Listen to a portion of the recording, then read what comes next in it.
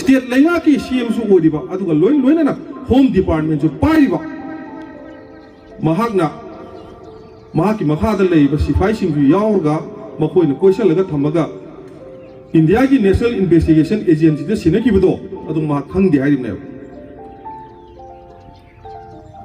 madu yongna khangda dargadi mahaki mayumdai mahaki nupi mahaki masa purzu mahak khangde na dum leidori brau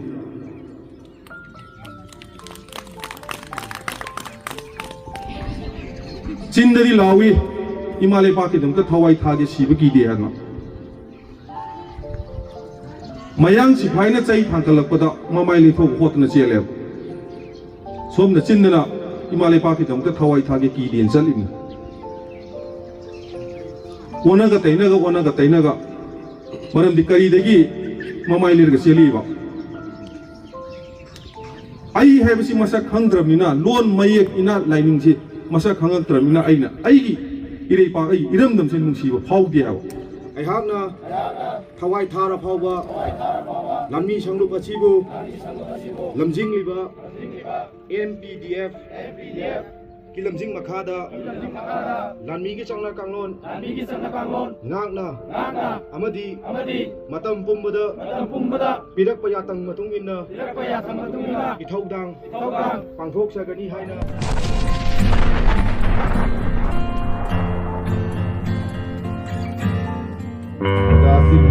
Sequence di Patamlanga Bangdaling Simbiriba kay kunna jaraba halaman maibe ya balog jaraga ay kunna jaraba mingoy na hakat jaraba da adu lawsage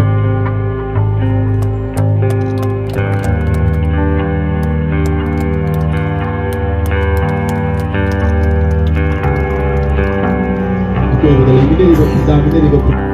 part mo oina maibe ilandam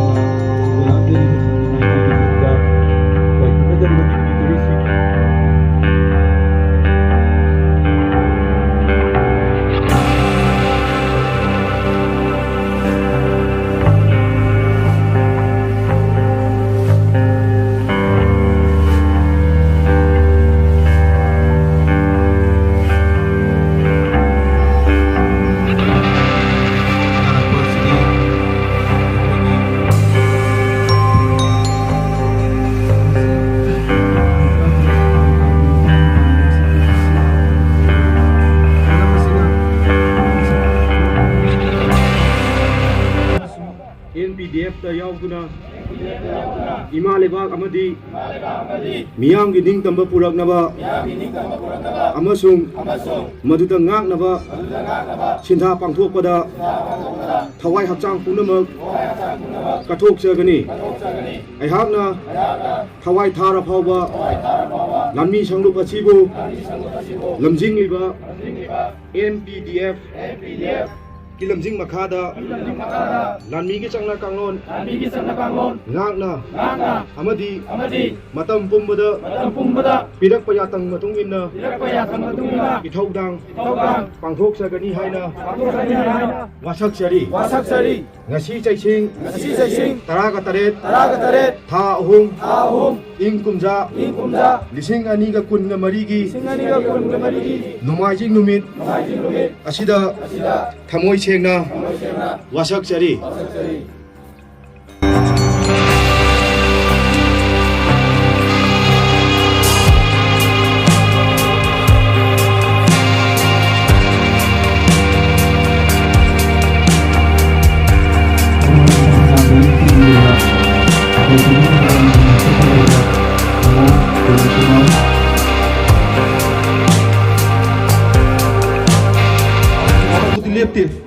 ai khoi sa phonga ba matungda amuk mi gi tang ahum au gi se hi gi kuki sing nai khoi da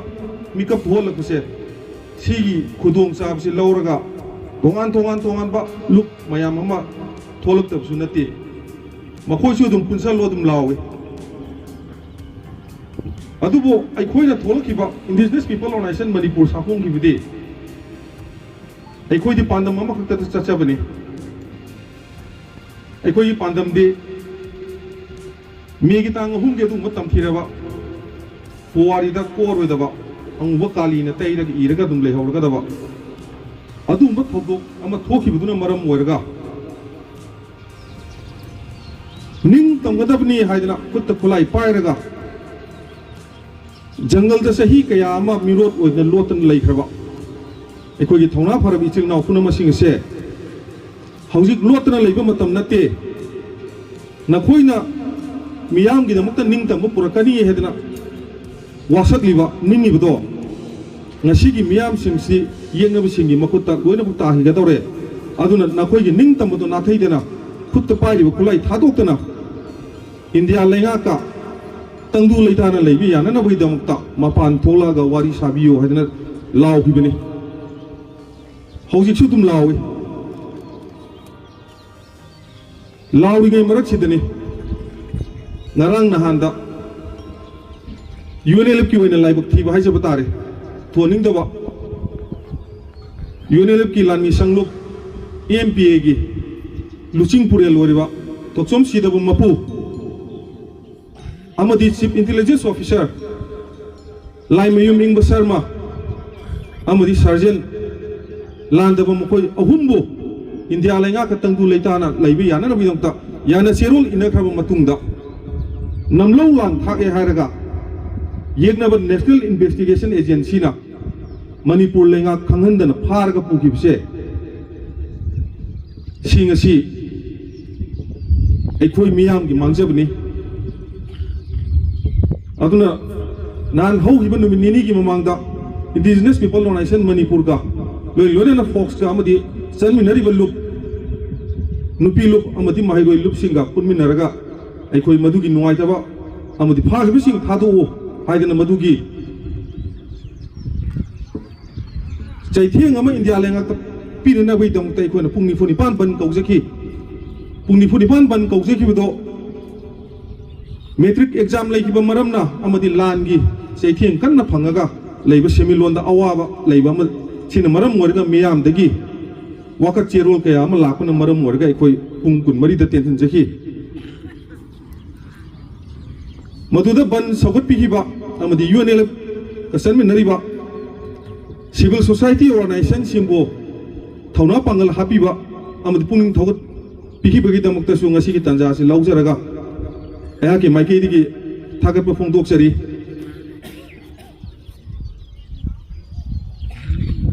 hawjek si aikhoi gi lusingba phagi bisi thadokani natraga thadoi haibisi aikhoi gi maraktasu aikhoi disu sabsabi ma khangdri maramdi makoi na phagi bigi arrest warrant pirakoda numit 10 ni police custody lautadana lagliba march ki tang kunga humdoi fawba amuk santokre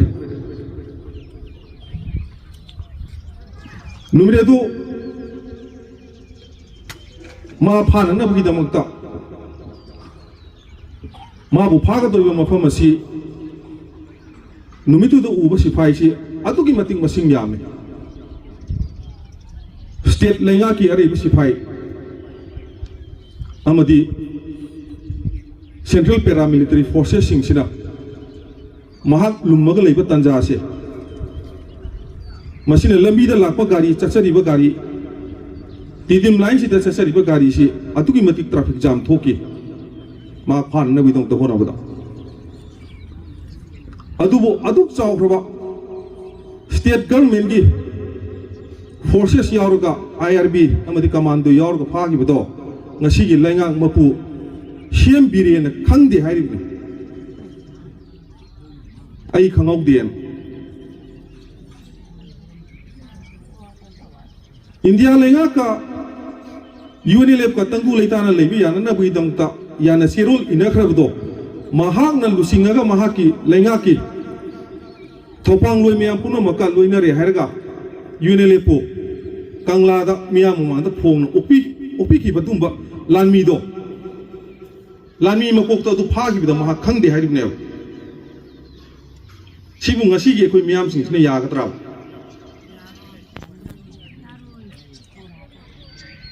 mahang na phadi khangdi na hairibudo maha ki makha da leiba state lenga ki CM su odiba aduga loina na home department su pariba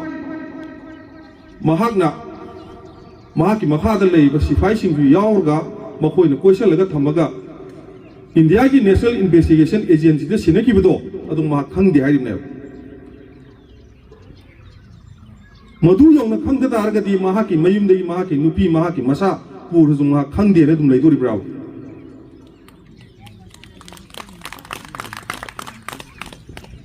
अखोई ngasi फनियाम सिली वाकन मिफम कयाम सिली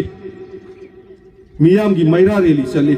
खोलाव कयाम लावे ममांग ममांग तकतगी मधुगी मही फंगब्रा फंगदब्रा हाइबसे ngasi की तिल्ली इमाई bill मियाम Poonam सु खनबियो लागिबो मथंग थादा India लेंगा की लांग थुरु रबनिना मधुगी मिखल दु होजि लोइनो ताव सकनी आइगी पुरो आइगी इरै काई आइगी इखुल लोइनो काव हरगने मिखल की लांग दु थुदोरमजे मफम अमद चलुई मिफम अम सिनना बायना हाइजरबो मतमदा मियाम का पुंगमेन पावमेनना बैदमता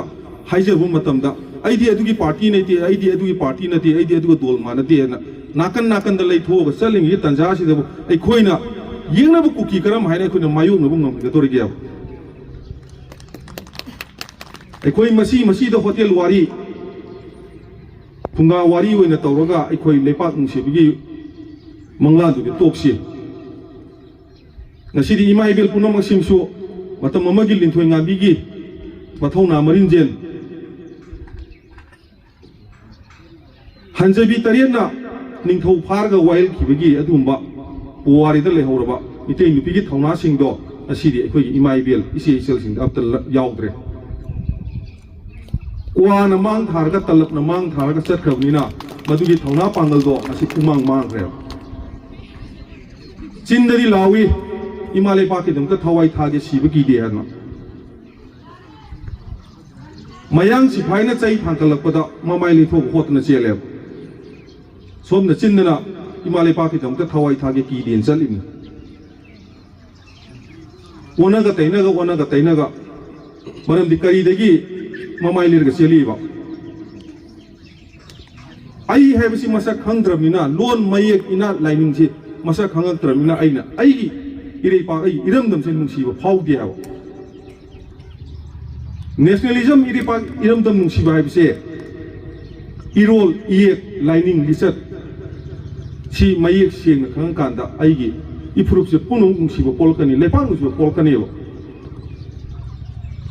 मधु यौना खंगदब दुनदी